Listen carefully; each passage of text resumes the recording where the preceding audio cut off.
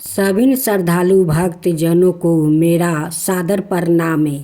आज हम लेकर आए हैं चीलू सियारिन और जिउतिया व्रत कथा। यह कथा माँ तुबवे की अटूट शक्ति और संतानों के लिए माता के त्याग की अद्भुत मिसाल है। चीलू सियारिन के जीवन से जुड़ी यह कथा हमें सिखाती है कि आस्था, संयम और नियम पूर्वक किए गए व्रत संतान को दीर्घ आयु और सुख समृद्धि प्रदान करता है। जीवित पुत्रा व्रत यानी जितिया केवल एक परंपरा नहीं बल्कि माँ के हृदय की वो अटूट ममता है जो हर कठिनाई और संकट को पार करके अपने बच्चों के लिए मंगल कामना करती है। तो आइए श्रद्धा और विश्वास के साथ सुनते हैं यह चीलू सियारिन और जीवित पुत्रा व्रत कथा का पावन व्रत कथा। जीवित व्रत करने वाले सभी श्रद्धालु भक्त जनों को मेरा सादर प्रणाम है। तो साथियों, कथा में सबसे श्रेष्ठ कथा है जीवित भगवान को चीलू सियारिन को। पहला कथा चीलू सियारिन को सुनी जाती है, उसका बाद में ही सभी कथा सुनी जाती है, लेकिन पहला नियम है चीलू सियारिन का। तो साथियों, आइए हम सब मिलकर जीवित भगवान को कथा सुनते हैं। पहला कथा चीलू सियारिन का। चीलू और सियारिन दोनों बहुत अच्छी सहेली थी। वो जहाँ जाती थी वो दोनों जाती थी, जो काम करती वो दोनों मिलकर ही करती थी। एक दिन चीलू सियारिन का घर जाती है, कहती है कि सियारिन बहन, काल तो सभी ने पशु पंछियों, सभी जीव जंतुओं जीवित भगवान का व्रत के लिए वो भोजन जुटा रहे हैं। सियाल बहन, हम लोग तो जीवित भगवान का व्रत करेंगे, चलो हम लोग नदी उस पार से कुछ फल मूल लियाते हैं ताकि काले जीवित भगवान को दे सके और हम लोग भी खा सके। सियाल कहती है कि ठीक है चलो। वो जाते जाते वो देखती है कि जंगल में कुछ कौवा मेरे रहा है। वो समझ गई कि उस जंगल में जरूर कुछ शिकार है, उसलिए कौवा मेरे रहा है। वो चीलू से कहती है कि चीलू बहन, मुझे जोर का पैखाना लगा है, तुम आगे चलो, मैं पैखाना करके आती हूँ। चीलू बहन चली जाती है और सियारिन उस जंगल में जाकर देखती है तो मरे हुए एक गाय का बच्चा था। वो सियारिन कहती है कि चलो, मेरा भोजन तो मिल गया, अब मैं भोजन लेकर घर रख आता हूँ, तब जाकर उस पार जाऊंगी।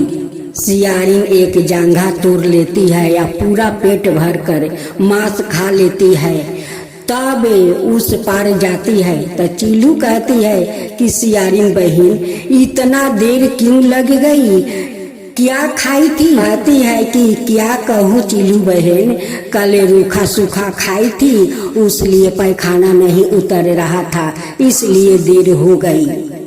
सियारिन कहती है कि चीलू बहन, इतना दिन से तो मैं जीवित व्रत करती हूँ, लेकिन आज तक मुझे कोई संतान नहीं हुआ।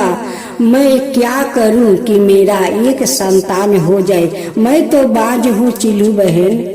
चीलू कहती है कि सियारिन बहन, चिंता मत करो, जीवित भगवान तो जीवित दाता है, वो सबको दुख बुझते हैं, सबको संतान देते हैं, वो संतान को रक्षा भी करते हैं। तुम्हें भी जीवित वाहन भगवान जरूर संतान देंगे।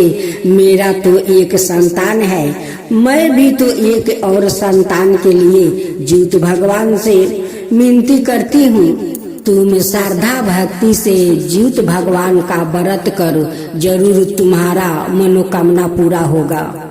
जब शाम हुआ तो दोनों खा पी कर सोने गई और सियारी ने अपना बिछौना के नीचे बहुत सारा हड्डी मांस रखी थी। जब 12 बजे रात को उठकर वो पटर पटर हड्डी चबाती है तो सियाल कहते हैं कि सियारिन, तुम्हारा बिछना से इतना आवाज क्यों आता है? सियालिन कहती है कि कल जो मैं रूखा सूखा खाई थी उस लिए मेरा शरीर पट पट आवाज कर रहा है।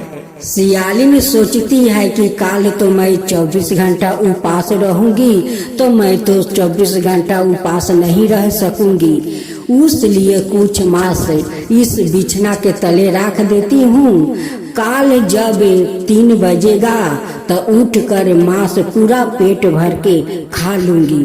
चीलू सियारिन दोनों उपवास करती है। चीलू तो निर्जला, वो 24 घंटा उपास रखती है, लेकिन सियालिन तो जब रात को 3 बजा तो उठकर वो हड्डी पटर पटर चबा रही थी। तो फिर सियाल कहते हैं कि सियालिन, तुम्हारा बिछौना से इतना आवाज क्यों आ रही है? वो कहती है कि नहीं जी नहीं, मैं जो 24 घंटा उपास हूँ शरीर में तो एक दाना भी नहीं है, उस लिए मेरा सारा शरीर पटपटा रहा है। फिर सियाल सो जाते हैं। फिर देखती है कि सियाल तो सो गया, फिर उठकर हड्डी पटर पटर चबाने लगती है।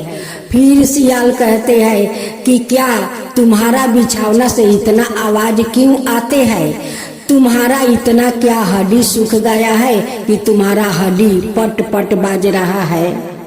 सियालिन कहती है कि आप क्या जाने, आप 24 घंटा उपास करते तभी तो जानते कि शरीर के आवाज कितना होता है। जब सुबह हुआ तो सियालिन उपवास करती है, वो पूरा पेट भर के वो मांस खा लेती है तब उपवास करती है। जब सियाल सुबह जाकर उनकी बिछौना उठाकर देखते हैं तो बिछौना के नीचे बहुत सारा हड्डी मांस वो बिटोर कर रखी थी। तब सियाल समझ गया कि सियालिन सारा रात यही हड्डी पटर पटर चबा रही थी।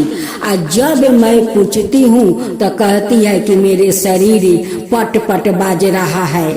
सियाल जाकर कहते हैं कि सियालिन, तुम सारा रात हड्डी पट पट चबाई हो, पेट भर कर मांस खाई हो और कहती हो कि मेरा शरीर का हड्डी पट पट बाज रहा है। काल जो मैं रूखा सूखा खाई थी उस लिए मेरा हड्डी पट पट बाज रहा है, लेकिन तुम तो बहुत सारा मांस हड्डी अपना बिछौना का नीचे रखी है और सारा रात तुम हड्डी चबा चबा कर खाई है। तुम कभी मुझे संतान नहीं दोगी सियालिन। तुम मांस खा कर और जीवित भगवान का व्रत करती हो तो जीवित भगवान तुम्हें संतान देंगे, वो कभी नहीं देंगे। सियालिन कहती है कि आप मुझे क्षमा कर दीजिए, अगले साल मैं निर्जला उपवास करूंगी, हड्डी मांस नहीं खाऊंगी। तीसरा दिन दोनों पारण करती है। चीलू आती है, कहती है कि सियालिन बहन आप पारण कर ली। तब सियाल जी सारे भांडा फोड़ देते हैं अपना सियालिन को। कहते हैं कि मेरे पत्नी तो सारा रात हड्डी पटर पटर चबा चबा कर पेट भर लेती है और पूछने पर कहती है कि मैं 24 घंटा से उपवास हूँ, इसलिए मेरा शरीर का हड्डी पट पट बाज रहा है। लेकिन जब मैं सुबह देखी तो उनकी बिछना का नीचे बहुत सारा हड्डी और मांस इकट्ठा रखी थी और सारा रात हड्डी खाकर अजीत भगवान का व्रत करती है। चीलू कहती है कि सियारिन बहन आप ऐसे क्यों किया? ऐसे करने से तो जीवित भगवान आपको संतान नहीं देंगे और नहीं आपको दुख समझेंगे। कहती है कि चीलू बहन मुझे माफ कर दो, मैं भी तुमसे झूठ बोली थी। मैं उस जंगल में मांस खाने गई थी, मैं तुमसे बहुत झूठ बोली हूँ कि मेरा पैखाना नहीं उतर रहा था, क्योंकि मैं मांस खा रही थी, उसलिए मुझे इतना देरी हो गया। चीलू बहन, मैं अगले साल निर्जला तुम्हारा जैसे मैं भी व्रत करूंगी। अगले साल फिर चीलू सियारी ने श्रद्धा भाव से वो निर्जला 24 घंटा उपवास रहकर वो व्रत करती है। उनकी श्रद्धा भक्ति देख कर जीउत भगवान उन्हें माँ बना देते हैं। कुछ दिन के बाद सियालिन खूब सुंदर अपना संतान को जन्म देती है। सियालिन बहुत खुश हो गई कि ये बात सत्य है। जो श्रद्धा भाव से व्रत करते हैं, जीउत भगवान उन पर प्रसन्न होते हैं और उनकी सारे इच्छाएं वो पूरी कर देते हैं। तब बोलो जीउत महाराज की जय, जीउत भगवान की जय।